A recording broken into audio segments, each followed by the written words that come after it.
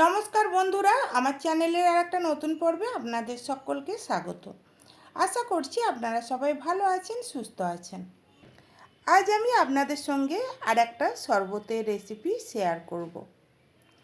এই শরবতটা ডেলি যদি এক গ্লাস খালি পেটে খাওয়া যায় তাহলে শরীরের সঙ্গে পেটের মেদও কমে যায়।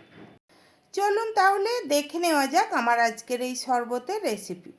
শরবতটা বানানোর জন্য আমি এক গ্লাসের একটু কম ফ্রিজের ঠান্ডা জল নিয়ে নিয়েছি। প্রচণ্ড গরম তাই ফ্রিজের জল নিয়েছি। আপনারা চাইলে রুম টেম্পারেচারে থাকা জল দিয়েও শরবতটা বানিয়ে নিতে পারেন। দিয়ে দিলাম সামান্য একটু বিট লবণ। বিট লবণ দিলে শরবতের টেস্ট বেশি হয়। আর দিয়ে দিলাম 1 চা চামচ মধু। আপনারা চাইলে মধুর পরিমাণটা বাড়িয়ে দিতে পারেন। দিয়ে দিলাম অর্ধেক পাতিলেবুর রস।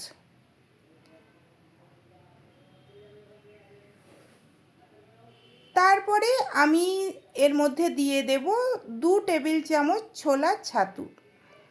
ছোলার ছাতু খুব সহজেই হজম হয়ে যায় আর এটা পেটও অনেকক্ষণ ভরা থাকে। ছোলা ছাতুর শরবত যদি ডেলি 1 গ্লাস করে খাওয়া যায় পেটের মেদও কমে যায় আর সাথে সাথে কোষ্ঠকাঠিন্যও দূর হয়ে যায়।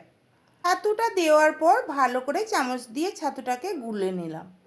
রেডি হয়ে গেল আমার ছাতুর শরবত। বন্ধুরা, আপনাদের যদি আমার এই ছাতুর শরবতের রেসিপি ভালো লেগে থাকে আপনারাও বাড়িতে বানিয়ে খেয়ে দেখবেন। খুবই উপকারী পানীয় এটা।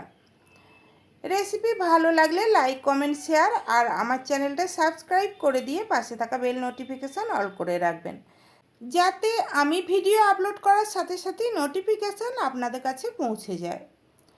সবাই ভালো থাকবেন, সুস্থ থাকবেন। ধন্যবাদ।